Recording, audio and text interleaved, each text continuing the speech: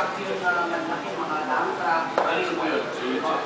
Hindi po, siguro po yung mga nagbiyahe nung araw na Tuesday, nangyari po. Hindi makalusot dun sa... Hindi po sila makatahan kasi po pati mga dump truck, hindi po sila makatahan.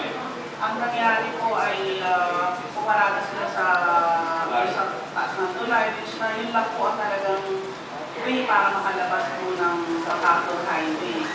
So, ang ginawa po namin nung nakita namin ni Ninong yun, ang ginawa namin ay hindi na namin ang isa-isa yung mga dump truck na yun para po hindi ma-isolate yung mga tao sa loob na meron nung kasi gustong lumikas na umalis sa loob dahil makana po lalo matumas yung tubig. Mga talagang dito din ang dati? Opo, doon nga din po.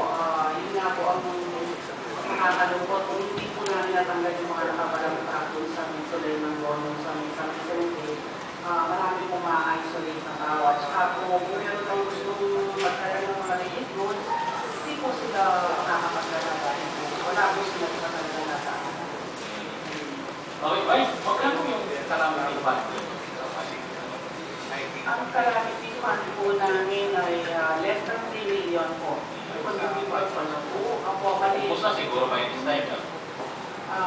Hindi ko po alam kung nagamit na po yung calamity fund namin dahil wala pa po kami communication ng mayor po. Pero, Wala nga. O hindi nyo na alam mo siya kung ano yun eh. Pero, hindi po ako. Alam naman yung vice mayor. Parang nakalimutan na po yata ako na itong vice mayor. Kaya kasi wala po nangyari na ito. Ay, hindi mo pa kayo napasara. Hindi pa nakakatawa na siya. Hindi naman.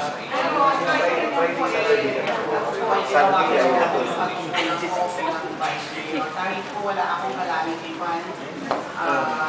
Marami po ako mga kaibigan nagtumawag sa amin, yung mga kaibigan po ni Lino.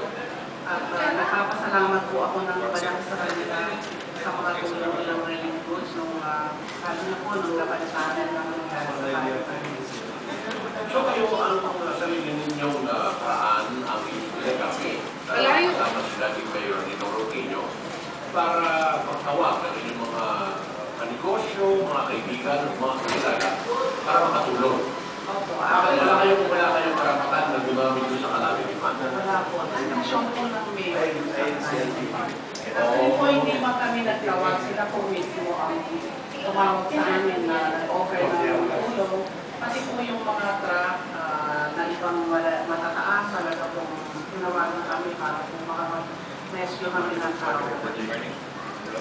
Okay, sa ngayon po, kung biglaan, huwag naman sana, biglaan na naman pumasok yung tubig at yung gas. Meron na po ba kayong mga nakakanda ng lugar sa pwede pag-ikat ng mga tao sa kasakalan?